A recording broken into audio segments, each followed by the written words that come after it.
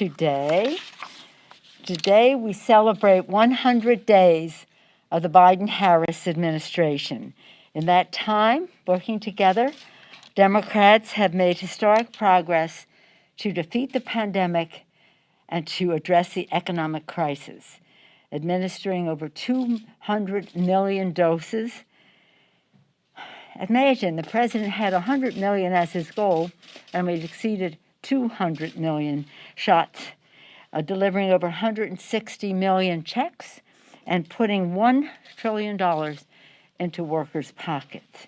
And we've made historic progress to build back better, cutting child poverty in half. Imagine, in the rescue package, initiative to cut child poverty in half, delivering health care to an additional 800,000 Americans through the ACA because of the provisions in the rescue package that enables more people to have access to the subsidies. This is so exciting. I feel very proprietary about the Affordable Care Act. And creating 1.3 million jobs, more jobs in the first 100 days than any president ever. All of this puts our economy back on track to grow 6% this year. That's not my figure. That's according to the International Monetary Fund. The IMF has said, and this is the fastest pace in over 40 years, in nearly 40 years. As the president said last night, America is moving. Last night was historic. It was the first time two women, the Vice President of the United States and the Speaker of the House, sat behind the president as he delivered his address to the nation. It sent the message to girls and women that beyond the sky is the limit. We would say the sky is the limit years ago, but now with the technology that we see, there is no limit. The president's speech reflected that message. It's one thing to have two women there. It's remarkable, actually, I say immodestly. But what's really important about the night was what the president said in his speech. It was a triumph for women, women at home, women in the workplace. Equal pay for equal work, paid family and medical leave, affordable child care, universal pre-K. I love that because it's children learning, parents earning. Men and women, but largely women as caregivers. The Violence Against Women Act that he urged the passage of in the Senate, and many other initiatives for women. The list goes on. This address was a recognition that we can only build back better with the fuller participation of women in our economy. So I indeed thought it was a triumph for women. This is an ambitious, transformative vision for seizing a once-in-a-century opportunity to build back better.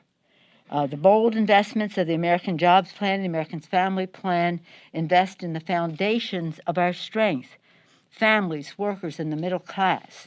The Jobs Plan is the largest plan since World War II, and the Families Plan will make historic differences for families. The Democratic House looks forward to working with the administration to enact this vision. Congress will work its will. We have many ideas in our caucus, and our committees are hard at work advancing the American Jobs Plan and the American Families Plan. Just to go back to the president's address, I mean, we're talking about it, but specifically, he lifted up the progress made by the rescue plan, told people what's in it so that they can be sure to avail themselves of the benefits of it and what can be done in the American Jobs Plan.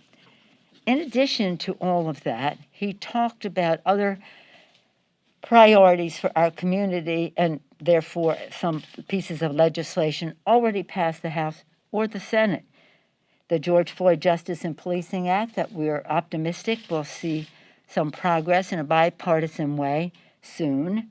Gun violence prevention bills, very popular across the country among gun owners and the rest. This is just only in the Congress of the United States is there objection, but there is bipartisanship or nonpartisanship on this subject across the country. H.R. 1, for the people. This is about our democracy. We must pass this legislation. We have in the House. The leader has called it a priority in the Senate, Mr. Schumer, and then what they did pass in the Senate, and we have to take up in the House, is the COVID-19 Hate Crimes Act, led by Mazie Hirono in the Senate, Grace Meng in the House. Then we'll take this up when we come back. The Equality Act, ending discrimination against the LGBTQ community, passed the House, popular in the country. Corporate America, by and large, supports the legislation. Let's just get that done. Immigration reform, as the president called for, Dreamers and TPS, etc. Let's just get popular across the country in a bipartisan way. Action to lower prescription drug prices. We've been working on this for almost a generation. It's time to do that. If we can pass the legislation to enable the Secretary to negotiate for lower prescription drug benefits, it will be an assist to America's working families. Overwhelmingly, in any poll that you take, the cost of health care is a challenge to America's working families because of the cost of prescription drugs. With the Affordable Care Act, we have lowered the rate of increase of the cost of medical care, except for the cost of prescription drugs. These and other initiatives will be addressed by either one of our houses, as is appropriate, and the House is proud of the progress that we have made, and we are committed to ensuring that these bills become law. So again, 100 days. What a difference a day makes. What a transformation 100 days makes. Thank you, Mr. President. Especially thank you for making your speech, your presentation, such a triumph for women. Any questions? Yes, ma'am. Hi, good morning, Madam Speaker. Hi, good morning. You covered a lot of topics this morning on CBS. I want to ask about something that didn't come up, about the House itself. Roughly, two questions. Roughly, what percentage of the House do you think is fully vaccinated right now? Oh. And then second, there has been some pushback, there's been some pushback from both the right and the left about requiring social distancing and fully masked participants last night. Why not consider something like requiring that everyone be fully vaccinated? Why require masks at a time when public health officials want the message to be about vaccination? Well, public health officials still encourage wearing masks indoors. But your question is an excellent one that should be made to every member of Congress. We are guided by the Capitol attending physician and the sergeant at arms, but the science demands why we have masks on still. With more, as you rightly point out, with more vaccinations, we should be able to have shorter period of time for voting so that we, if we're all vaccinated, still with a mask inside, but nonetheless. Perhaps when we are speaking would be a time we could, as you did, take down the mask, but so far that's not what we can do. So here's the thing. We cannot require someone to be vaccinated. That's just not what we can do. It is a matter of privacy to know who is or who isn't. I can't go to the Capitol physician and say, give me the names of people who aren't vaccinated so I can go encourage them to be, or make it known to others to encourage them to be vaccinated. So we can't do that. But you would hope that science would guide them to protect themselves, their family members, and be good colleagues in the workplace to get vaccinated. And the sooner that happens, the better for everything in terms of, because all of the requirements that we had last night were not about security by and large. That security issue is always there when the President of the United States is president.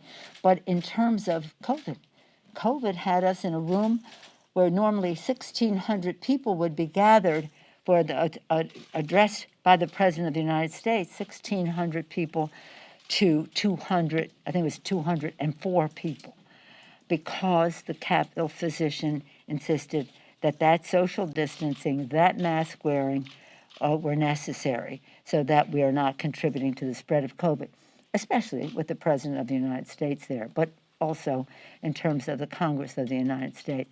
So if we could, but we can't require vaccinations for the members, much less for the American people. Some people want to say, don't come into my store unless you're vaccinated, this or that. It causes commotion. But we don't have too much. I mean, there are some individuals who say, and I don't even know who they are, but if you say there are, that they don't want to social distance and they don't want to wear a mask, but that's incidental. It's not anybody important. How much of the house is vaccinated, do you know, right now? The percentage? Yeah. It's about, I think it's about 75%.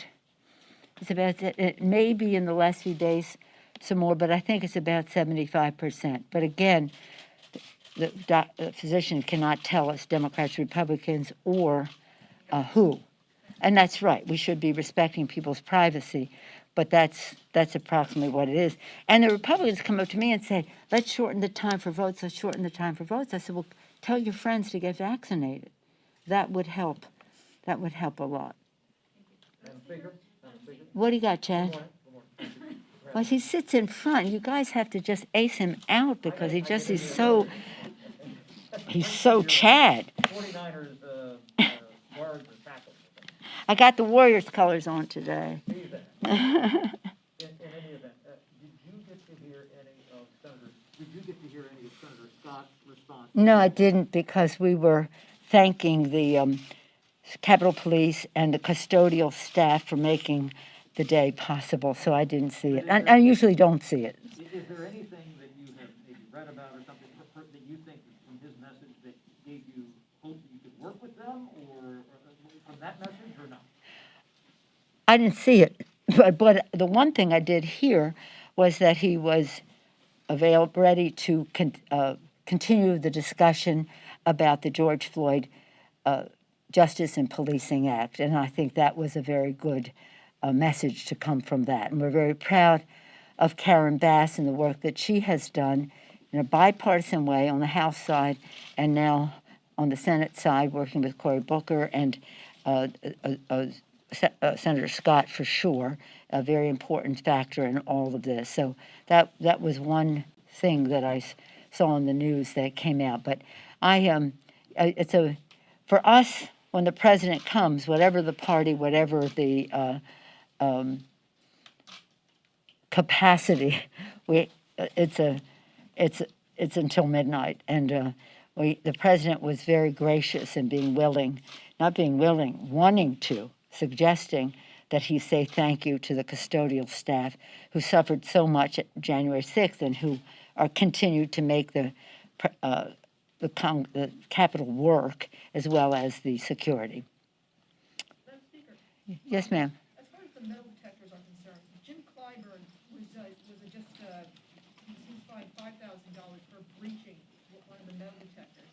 And now a pending lawsuit that Andrew Clyde is being talked about. Can you respond to that now that one of your own? No, I think that we are safe protecting the members of Congress, and if people have a disagreement on the charge that was made, then they can appeal it, and that's what's happening. Yes, ma'am. What do you got? You had a question? Yes, thanks. Well, Madam Speaker, just to follow up on police reform, as you may be aware, the families of George Floyd, both from John, Terrence Crutcher, and Eric Garner on the Hill today. And number one, are you meeting with them? And number two, besides Karen Bass, who have you designated to negotiate with Senate lawmakers on this issue today? And what have you tasked them with as far as trying to get this done? What's the last part there? What have we, you said, have I chatted with the families? The second part was, who have we designated? And Negotiate with, wait, I heard that part, but what was the third part? and I guess just what your hope is, or what you have tasked them with to try to get this done by the Floyd anniversary. I know you would Well. like to get it done, but kind of what has been your mandate to them to move the ball forward? Well, Karen Bass certainly has received my authorization to proceed with discussions, and they will be having a meeting today. She had nearly 1 year ago, as you know, toward the end of May, George Floyd was murdered in full view. His assassination was something that caused demonstrations, show of support for his family all around the world. Millions of people turned out for days and weeks in some cases, certainly in our country. Beyond the Congressional Black Caucus leadership, it was spontaneous. It was organic. People turned out. And in that period of time, by like the second week of June, Karen Bass introduced her legislation. At that time, when it came for the hearings, I met with the family, and at that time they said to me, Madam Speaker, will you name the bill for our brother? It will mean so much to his daughter. And I said, we will name the bill for your brother. We will name it for George Floyd if it is worthy of his name. We then went through the committee process. By a month, 4 weeks or so after the death of George Floyd, the bill passed the House. Nothing happened in the Senate. The bill came up again this year, and I met with the family again in preparation for it being passed in the House. I have spoken to them by phone. Because of COVID, we're limited in terms of actual meetings, but I have met with them in person, but most recently spoken to them by phone on the day, but actually right before the verdict and then after the verdict. So I have been in touch with them all along, though, long before COVID, but in the course of so many other sad deaths, I have met with the moms, many of the moms involved here. And of course, we serve with one, Lucy McBath. She lost her son. She's an inspiration to us in so many ways. And for years, we have been in touch with the families of victims, and we have promised them, in terms of victims of gun violence, that we will never give up until we pass legislation to stop gun violence. And that is, part of the tragedy of many of these moms who've lost their children, and some of it relates to need for justice and policing. We will bring it to the floor when we are ready, and we'll be ready when we have a good, strong bipartisan bill. And that is up to the Senate, and then we'll have it in the House because it'll be a different bill. They're willing to bend on qualified immunity? Why don't we let them have their negotiation? The president, I thought, calibrated his remarks beautifully last night to say, let's continue the negotiation. Yes, sir. What do we got? Okay. I just wanted to follow up on that. I know you said who your members been, but some of the more progressive members of your caucus have been pretty outspoken about how they don't like some of the compromises that are being floated. Yeah. How confident are you that House Democrats, because your margin is smaller at this point, that House Democrats will band together and pass something if it passes the Senate? Very confident. Yes, ma'am. Last question. Yes, ma'am. What do you see as the legislative path forward on prescription drugs? Do you envision that passing with other proposals in the American? Excuse me, you're far away. Just a little bit louder. The legislative path forward on prescription drugs, even though it was not included in the family's plan, could you envision them passing together? Well, I have been, as I say, almost a generation advocating for enabling the secretary to negotiate for lower prices. I appreciate your question because it relates not only to a legislative agenda, but the kitchen table concerns of the American people, which is what our legislative agenda is, how it prioritizes that. So there is big interest in our caucus, in the committee of jurisdiction, the committees of jurisdiction, as well among the leadership, that we want to see a path to that. What is in one bill or another is not really what is important. What is the path that we are on to accomplish what we need to accomplish, to do what we said for the people? We would lower the cost of health care by lowering the cost of prescription drugs.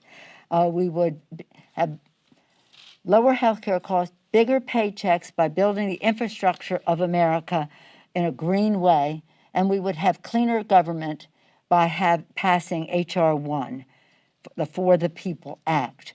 Those are still part of our agenda in the rescue package. I guess we call it ARP now, but in the rescue package, we did a great deal to lower the cost of health care for America's working families. I'm so proud of what was done in terms of increasing the subsidies for ACA, so many more people, even 100,000 more signing up in the president's extended enrollment period, and I thank him for that. The bigger paychecks. It's really important to note that if you're going to build the infrastructure of America for the future, it's not just roads, bridges, mass transit, that's all very important. It's water systems, it's schools, it's housing, it's broadband, a very significant part of our package that might not have been 10, 20 years ago in a package. Should have been, but it wasn't. So as we go forward, if we're going to build back better, we have to do so with a strong workforce development piece. The personal infrastructure must be built in order for the physical infrastructure to involve everyone in its success. And that's why, whether it's women, minority, people of color, veterans, rural, Native American communities, as well as businesses, must be able to participate in all of that. So it is the question you ask is one that is very supported in our caucus, that we would negotiate for lower prices. When we first did it, way back when, again, you've heard me say this almost every week, in 2005, in our campaign to win back the House in 2006, our 6 for 06 agenda had 6 priorities that we would pass in the first 100 hours. 5 of them became law, 1 did not, because we didn't have 60 votes in the Senate, enabling the secretary to negotiate for lower prices for Medicare. Now we go beyond that, and that those lower prices would be lower prices in the private sector for America's families, not just those on Medicare. So this is a central issue for us. But we are all, to get back to your question, we are all united around what the president put forth last night. It was an agenda for the people. It addressed their concerns, and he did so extending the hand of friendship so that we could do this hopefully in a bipartisan way. But we must get it done. And the shared values that we have in our caucus enable us to discuss our enthusiasms, our exuberances, and see what emerges, and that's called Congress working its will. So I'm proud of every member of our caucus and their ability to weigh the equities in terms of a bill coming down the pipe. Unlike the Republicans who vote against the bill and then show up and take credit. Oh, I voted for restaurants. Oh, you didn't vote for restaurants to have a grant. You didn't. And so a number of them are trying to take credit for something they did not vote for. And that's not unusual. Vote no, take the dough. That's what the Republicans do. But that doesn't help people. What we're there is to have the courage to pass the laws that hopefully are in a bipartisan way, but if not, to make sure we're meeting the needs of the people. And all of these things will come to the floor, every part of it, when they are ready. And I'm hoping that the George Floyd Justice and Policing Act will be soon. Today they are meeting. I think that's great. I pray that they will be successful in a very strong bipartisan way, bicameral way. Thank you all very much. Thank you.